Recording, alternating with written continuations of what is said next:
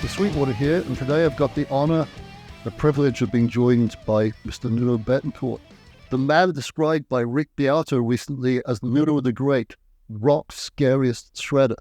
No pressure there, my friend. It's really amazing to obviously, from Rick Beato to, your heroes like Brian and Lukather and Zach and Vi to say things, and the Morellos of the world. But I think at the end of the day, it's just, that's a bonus, right? I think, as long as you know what you do, or I know what I do, and we've been doing it consistently for nearly 40 years now, and it's the biggest part of that kind of success or those accolades is when we finish an album and we're happy with it.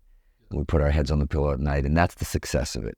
All this other stuff that you just mentioned, it's beautiful. It's a bonus, and it's icing, but it means a lot coming from your peers. But at the same time, it doesn't really change much for what it is that we have. The album is the album, right? That's it. And if you don't own this, by the way, pause this video, buy it right now, because it's freaking brilliant. And yeah. That cost him $20 because I'm cheaper than Brian May. But anyway, last time I spoke to Nuno in depth about guitar was, believe it or not, 30 years ago.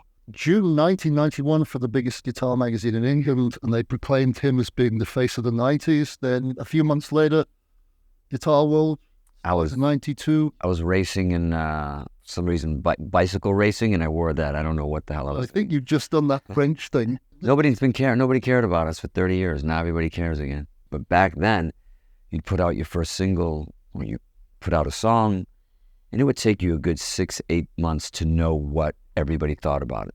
Even magazines, journalists, touring, how our ticket sales, is radio playing it, are people requesting it. It takes a bit, but now you release something within 5, 10 minutes, 24 hours, 40 hours, everybody's it's the web. That's it. It's craziness. So it reaches the world just like that. And they let you know right away whether we don't like you because you hear crickets, or all of a sudden with Rise, it was really overwhelming and kind of shocking for us. It was very different. All of a sudden within hours, 4 hours, Rick Beato posting something about it. The next day, people, my phone was kind of going off from like friends, but also peers and heroes of mine going like, yeah, what are you eating for breakfast? What's going on, man? What's happening? And I, at first the reaction was kind of shocking. I mean, look, as a band, I don't want to sound like, oh my God, thank you so much. We didn't know we were any good. Of course we go in and we go for blood, and we do what we always do. And like I told you earlier, we don't put a note out or a groove or anything without, just being confident enough and proud of it enough to share it with anyone. With your brother, with the Brian May, or anybody else, it's always the same level. Like you get excited to, hey, check this out. What do you think? But I think after pulling back and seeing what was happening with Rise and the reactions and reaction videos and everybody sending me this stuff, I learned, I say the guitar solo is decent, and it's a decent song. I don't know if it's the best guitar solo on the album. I don't even think that, or even the best song.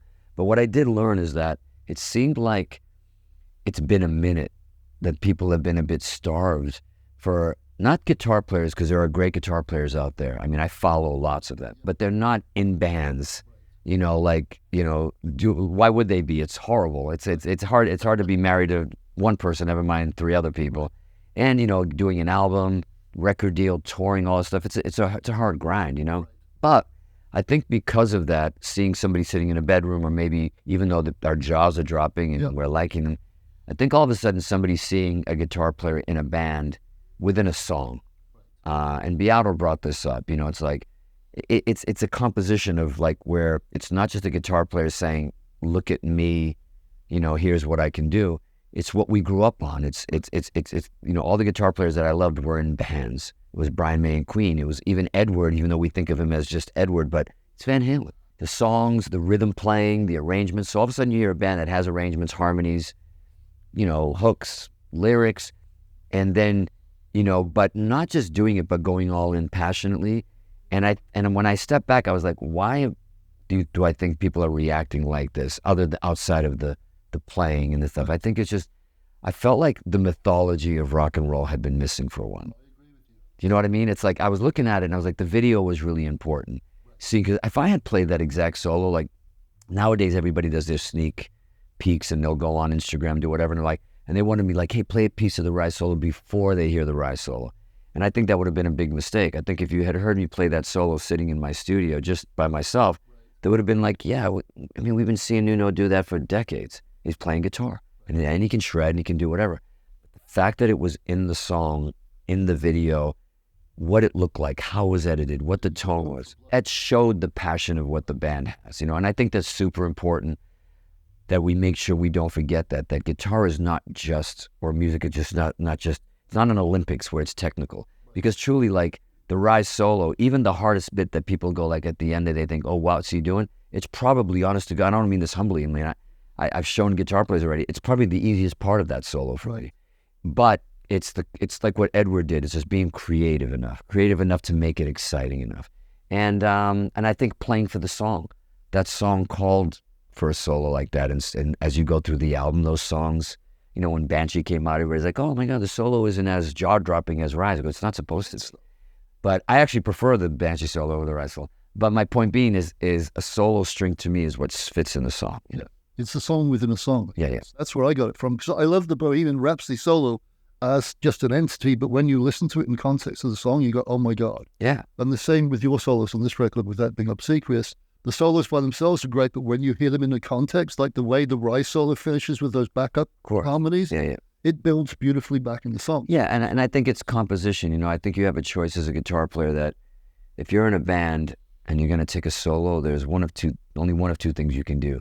You can just say, I'm just going to like blow this up and I'm going to like show everybody what I can do and going to kind of impress, you know, just, you know, as a shredder, you're going to go and you're going to do all these things to flip people out, as opposed to, believe it or not, even though the Rise solo might feel like what I just said, you let the song guide you and dictate you to what you're doing. The sections drive you and you kind of just close your eyes and you black out and you let the rhythm section talk to you. You play to the tone of the song, the lyrics of the song. What does the song mean? Like you don't want to feel like, wait, what just happened? Like what happened for those? Correct. Yeah. So I think the idea is to I love the guitar players that play for the song.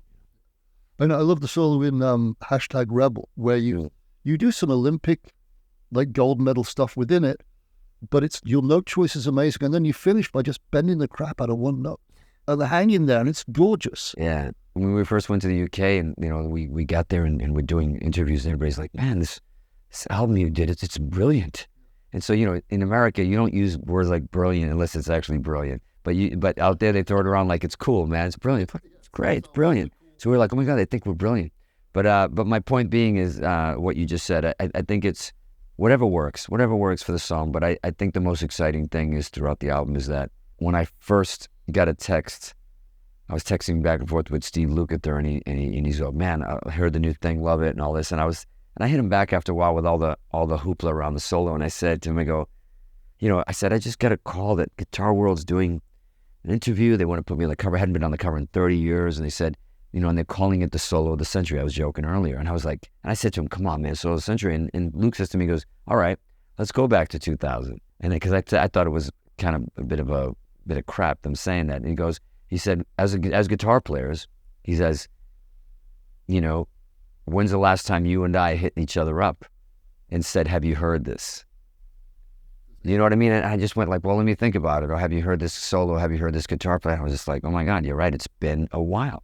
He goes, it's been, oh my Lord. That's just on cue. It's Lukather. Hey, what's going on? Sorry, I'm in an interview, bro. Come on, man. I can't talk about guitar anymore. But the thing about the album that excites us the most is whenever we were looking at comments, which I never read, but my manager was like, just look at some of the comments because you know how we guitar players are, musicians. Like we could be playing a stadium with 90,000 people. If there's one guy in the third row giving you the finger all night, that's why doesn't he love me? It's like, what happened? What did I do? You know, it's like, it doesn't matter if 999 people love every word you're doing. One guy's going to mess it up. So whenever we'd read comments on Instagram, stuff like that, yeah, I dig the song, whatever. And then you have that one guy go, you guys just suck. Like this is, you know, and you're like, that's it. It ruins you're depressed for the rest of the week. But so I don't read a lot of stuff. But what was cool when he said, just go, dive in. It's been great comments. I think the thing that excited me the most of the overall comments was like, it was like these thank yous. It was like, thank you for a rock album. Like a rock album that's curated like from top to bottom that I can get in my car, put some headphones on. And it's like you cared enough about doing a full album from top to finish where I can actually like an old school version of an album. And I think that was my favorite compliment, if anything. I remember I got together with a few friends, and it was like, you know, I played the album. I wanted to play the album for a few people to tell me, like, yeah, go back to the drawing board or whatever it is. And I figured let me go hard with like Morello and like Vi and a few other people and Zach, see what they say. And I think that was the comment. They're like, yeah, we know you can play. But, you know, I remember Morello saying, like, I enjoyed listening to it. We got in the studio, we turned the lights out and cranked that thing in the studio. And you know, that was the best compliment, was that, you know what, it went like that for me. Like, it was a journey I went through with different stuff and ups and downs and left and right turns. And I think that's the best compliment, because that's the goal, right? The goal as a producer, as a composer, is to, like, how can I take the fans and how can I take the listener on a journey? They don't have to love every song, but enough to keep you interested and enough to, like, go, like, I want to go back and listen to it again and maybe rediscover some things I didn't hear the first time. I love Zach's comment that he just called you marriage material because you can do everything. What did he say? He produces, he writes songs, he can rip on the guitar, he plays piano. He does laundry. I think he threw laundry in there. Well, yeah, I'm not walking anybody's dog. Damn it. Okay, this interview's done. No. So my favorite solo I mentioned to you earlier, and it's kind of, you refer to it actually as a non-solo, which I would vehemently disagree with, but the Hurricane. No, I said that as a non-solo because, not to bag on it, but to double down on what you said, to playing for the song. Hurricane, right? You're bringing up Hurricane. And when I first went to do, because I was like, I don't know, should I do a solo? I'm like, okay, it broke down. And I remember the emotion of the song. The song was written about one of my best friends who passed away, who died in a motorcycle accident not too long ago. And the song used to be called Hurricane John. That was his name, was John. But then I didn't want anybody to, I wanted everybody to connect with it in their own way and place their name into whatever, you know, when it's about loss and losing somebody close to you, whether it's your mom or whether it's a child or whatever it is. And I remember when I went to take that solo, when I told you about, like, blacking out and making sure you dive into the song, letting the song guide you. You're right. That's the perfect example, because even when I started it, I got wrapped up in the emotion of it, and it made me stop, like, and it never made me want to play. And then I'd play again a little bit here and there. And I'm like, okay, let me do the solo now. But when I played that back, it was exactly what it needed to be. I always thought that rock and roll and arrangements and song arrangements were always very simple. They've been the same since, like, the 50s. It's like verse, chorus, bridge, maybe a guitar solo, out chorus, get in the car, get in the limo, go home. Modulate the chorus. Maybe modulate the chorus if you're cheesy enough to do it and the song's that good. But the truth is that all of a sudden it was like, well, why a simple song? What makes you want to listen to a simple song, a simple arrangement again and again and again? And the word I came up with was simplicity. Meaning that it's simple enough as an arrangement for us to get it as a pop song, as a rock song. It's not crazy, but there's complexities in there that if there's like a Radiohead, whether it's the lyrics, whether it's the melodies or layers of melodies or how they do things. You mentioned the harmonies in the Rise solo, or how we do things. Enough complex little things within that simplicity, you know, and you know what I mean? So it's like simplicity was the word that we live and die by, you know. You had this term, very Queen-orientated, hot space, where holes of silence are important. It is. Absolutely. I think it's what describes a band. I don't know, that just they have layers. You know, that within a 3.5 minute song, whether it was the Beatles did it, you know, even within the simplest "I Want to Hold Your Hands," you can listen to that and think it's just like, oh, it's just like this really easy, simple song. But if you really break it down and you look at the complexity of the harmonies and the arrangements and the grooves and everything else, you start going, wow, there's some other stuff going on here that is like, that every time you hear it, you learn something new or you figure out something new. Another thing you do, and once again, not meaning to be obsequious, but it's the truth, is some of your rhythmical stuff you do under Gary's vocal without messing with it, without taking away from it. Very Van Halen-like in places. You're doing these beautiful chordal runs that sort of add more to the song without imposing on the vocals. Yeah. Fills as well, like some harmonic fills and some runs you do. They become, I guess, there's simplicity. Yeah, I mean, I think that's part of what makes it simplicity. What is, and Edward was the king of that. Edward was one of those guys that, you know, the greats like Jimmy Page that were my big influences, even Brian. There was times for rhythm guitar, and then there was times for soloing, where Edward was like, well, hell with that. I'm gonna. How can I solo and have fun? And he, like, where the drum fills would be, he would do runs. Like, he made rhythm playing really exciting and really fun. Because he started as a drummer, as did one of my other great guitar influences and friends, who's unfortunately no longer with us, Steinberg. You also started on. I think I'm a better drummer than I am guitar player, actually. I'm not kidding. Any chance I get on, everybody, when they ask me to go to do jams or whatever, I'm like, only if I can play drums. They're like, what?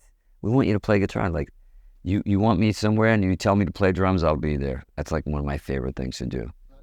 I've gotten up behind Zach when he didn't even know it during Generation X. And I've gotten up there for a song, kick the drummer out, and he's out there soloing, and then he comes back and he sees me, he doesn't even know it. Now, does your drumming love and your start as a drummer influence your rhythm play? Oh, of course. It probably more than anybody else. I mean, pocket, rhythm, percussiveness, everything I play comes from percussion and drums, everything. Yeah. And so that's probably where the holes come from as well. Yeah, all of it. Pocket and space, yeah. My question, going back off topic a little bit, when you record, do you record sitting down or standing up? Because you're a very physical player. You dig in. I record standing up. It'd be easier to play sitting down, and it's much more comfortable, but something happens to you when you sit down and you record and you play. You can hear it in your playing, that you're relaxing, that you're chilling out. I think you got to get up. And like I said, you got to turn it up, and I let the song drive me as if it's not like, I try not to calculate too much, even though some stuff I'll do a take and go, oh God, I love that. Let me learn that or do what I did. But at least initially I try to make it as improv as possible so I can surprise myself, but also try to be, like I said, it's a conversation between, you're going to take a solo, you're not playing by yourself. You're taking a solo over a song. The song's got to dictate where you go. That's why I hate isolated solos, by the way, sometimes. Exactly. Isolated solos are fun after the fact. Like I remember when, a lot of tracks been getting leaked out over the last 20 years. And I remember listening to even like the Beat It solo by itself. And I remember how human all of a sudden it sounded, and how like a lot of solos by themselves were like, oh, okay. That's what I mean by like, it's really important. You can never pull the solo off of the rhythm ever again. It's a conversation that it's like you said, it's like knitting something together. Right. When you pull that thread, and it's just like, it doesn't have the power it does without that groove underneath it, without that pocket. Right. It's funny what you said about recording standing up, because I asked the same question to Steinberg, and he said, you don't go to war sitting down unless you're driving a tank, and that's Vinny's job. That's great. That's a great quote. That's a great analogy. Like I said, everybody would rather play either sitting down or having the guitar up here, with the trap up here, to make it a lot easier, because when you have it down here and you're extended, everything that happens to your body is not ideal. It's like, that's why, but, Jimmy. Oh, Mr. Page. Jimmy, at Madison Square Garden on Summer Rain's the Same, was just like off his knee. We were like, what could be cooler than that? So that was it. And we were forced to play, you hang low and you're cool. The higher you get, the more uncool you get. That's just a fact. And sadly no longer with us, but Steve Clark from Def Leppard, he played like that, man. Because of Page, same thing. It's got to be as low as I can get. Almost Ramones style. Yeah. Now, when it comes to solos, are you ad-libbing or do you compose? No, it's like what I was saying. I try to, it always starts as ad-libs in improv, and sometimes it stays completely that way. But if I'll latch onto some percussive thing, like at the end of Rise, that I did within doing one of those takes, I'll kind of maybe stop and go like, wow, what was I doing there? And explore that a little bit, which makes it now a little bit more composed. You can tell, I think, in my solos, what feels a little bit more like untamed, and what feels a little bit more like, okay, we're getting down to business kind It's of thing. a nice mix. Yeah. Because I remember you telling me years and years ago that sometimes you'll hear the solo in your head and try and sing it first. Yeah, I still do that once in a while, especially on the stuff that's more melodic, like solos like from Small Town Beautiful and Here's to the Losers and things like that. I'll hear a lot of things that I want to sing over a solo, and I'll just grab my phone for whatever reason and come up with a cool melody. And then when I learn it later, I'm like, wow, that's really bizarre on guitar. Like the solo on Save Me is like that. Solo on Save Me is so strange. It's odd, but some of that stuff, I remember hearing that in my head. But talking of strange but cool solos, the one in Thicker Than Blood. Yeah, I think that was one of my favorites, that and Rainbow, but I think Thicker Than Blood as a rock track is probably one of my favorites, because it's somebody said to me, goes, that is so you. I think it was Vi that said that, that's so you, like, because it's, it's very percussive, but it's very just quirky, and it doesn't even feel like a guitar solo. No, it doesn't in It place. feels almost like a saxophone solo or something. Are we using an octave pedal on that? Yes, yeah.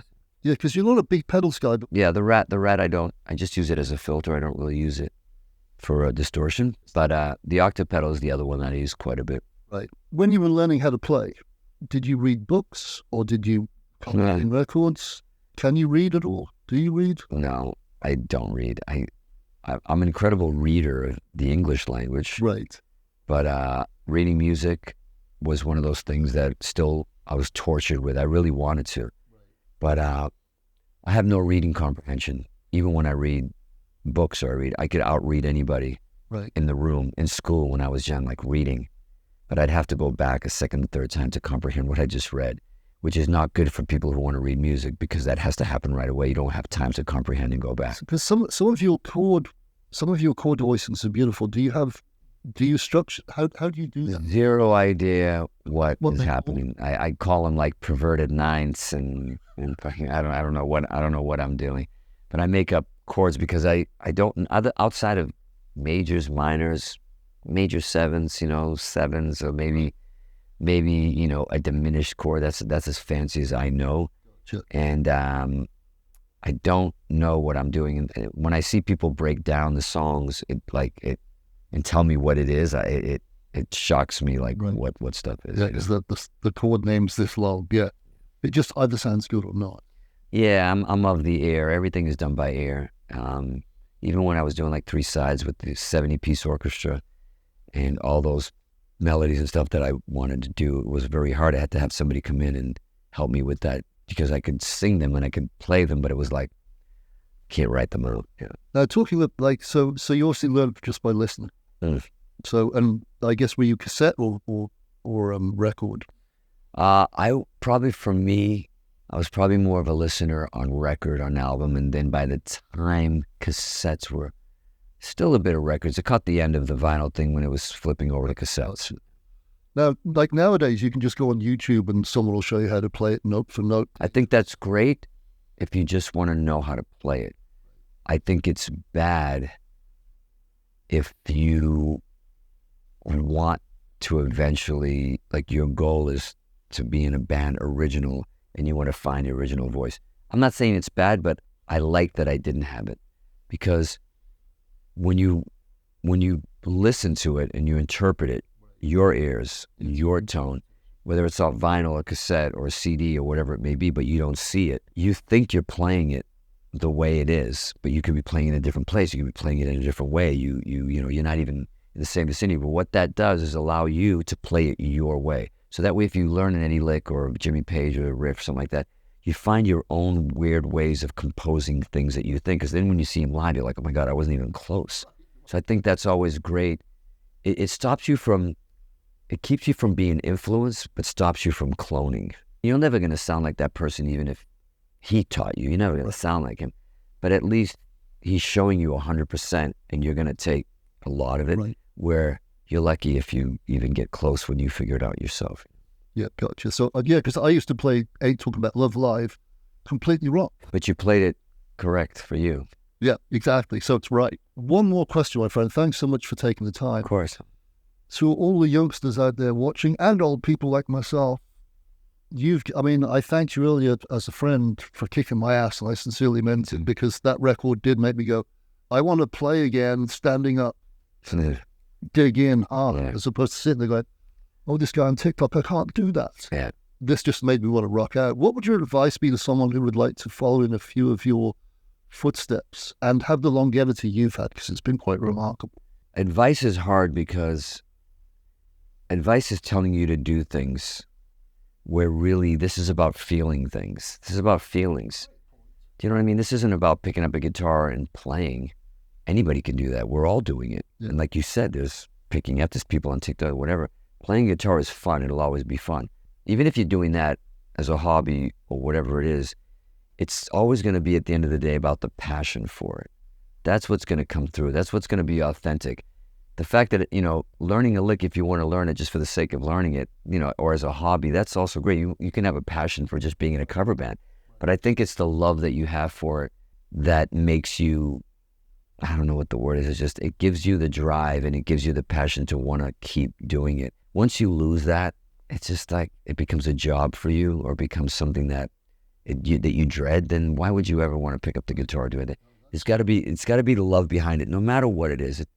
You can play 3 chords. AC/DC is the perfect example of minimalistic approach to anything, but yet it's one of the most simplex things you could do because of how they compose it. It's open chords, but there's a passion there, and there's a drive, there's an angst, there's a groove, and there's somebody that cares and means something, wants to say something. So at the end of the day, it's like, I think for young players or even older players, I think it's one of those things where, it doesn't matter what other people think, or it's not an Olympics to be scored on or judged on. It's really just like, I learned that a long time ago, that you could watch bands that you didn't think you were going to like, and then you watch them play and you feel what they're doing and you become a fan because they make you feel something. So if Rise isn't touching you, it's got to touch somebody somehow. Hurricane, it's got to hit a nerve, the lyrics, something's got to touch somebody. And the only way that's going to happen is if you really pour that emotion into it. So yes, there's a technical side, but the emotionality of it and the emotion to me is way more important in music than chords and notes and stuff like that. It's like, what did it make you feel like? And was there emotion there? Like, Gary steps up to a mic in the studio, or I step up to play anything, we could do it one take. We could go take it, nail it, and go home. Well, most people can. But did I feel anything when you sang it, that version? So I'll, as a producer, I'll go to Gary, that was perfect. Now, cut the bullshit, and what are these lyrics about? And what did you feel when you wrote them? And where are we going with, like, what are we telling people about this song? And even I do it with guitar. Like, did it excite me when I heard it back? Did it raise the hairs on me? Like, even as being a producer, being outside. So if it doesn't make you feel anything, even if it's perfect, who cares? Like, perfect, really? Like, and that's the thing. I hear a lot of players that my jaw drops and everything's so, no mistakes, nothing. Even in the Rise solo, I think the few bars in, when I bend a note, I was supposed to hit, in my head, I was going to bend one note. I think I hit like everything but the lottery there. I think I hit like 3 notes, and I went, well, whatever. And when I did it, I almost like fell down. I was like, maybe me a long time ago, or maybe other people would go and fix that. But I was like, what sound is that? It was like a car horn being twisted, and I was like, and it's one of my favorite parts of the Rise solo. It's this one bend, and I've been trying to recreate it on stage still, and I can't. But my point being is, leave the stuff that makes you feel something, whatever emotion it is. It doesn't have to be like, oh my God, you're so great, you're so technical, and you're so clean, whatever it is. There's so much noise and so much crap going on in my solos that, and I leave them. I mean, the beginning of Rainbow solo, I literally went to grab it, and the guitar slipped, and it started feeding back, and I'm like, oh my God, I love that. You know what I mean? It's like, it makes you feel like you're in the room. It doesn't make you feel like you're painting something perfectly by numbers. It's like, and I think one of the words is just like, let it be dangerous, Rock and roll has to be a little bit dangerous. Has to sound a little bit dangerous. Yeah. So I think, and people, AI people are like, oh my God, we're talking other music, we're doomed, music, rock, music is done. It's AI, people doing stuff. I'm like, bring it on. The more AI, the better for rock and roll, because rock and roll can't be AI'd. You can't do that. So it's sloppy, it's dirty, it's messy. And you can tell the difference between dirty AI and non-dirty AI. Even dirty AI sounds clean and robotic. So to me, the greatest news for rock and roll is like, yes, and the pop, do more AI, no problem, because that'll make the underground of what rock and roll is now percolate to the top of everything else. Yeah. A great way to finish. Thank you, my friend. Thank you, bro. I appreciate it. And I just did that interview, but my doctor was going to kill me because I lost my voice 2 nights ago. And I'm on some stuff, and he said, you can't talk, sound check, interviews, no press for 1 week straight, and here I am. And there you have it. Words of wisdom from a guy much, much smarter and also better than me. So heed his advice, Mr. Bettencourt. Thanks for having me. I appreciate y'all. But he's actually smarter than me. And if he isn't, he actually sounds smarter than me, because the second you're from where he's from, they all sound smarter than the rest of them. See?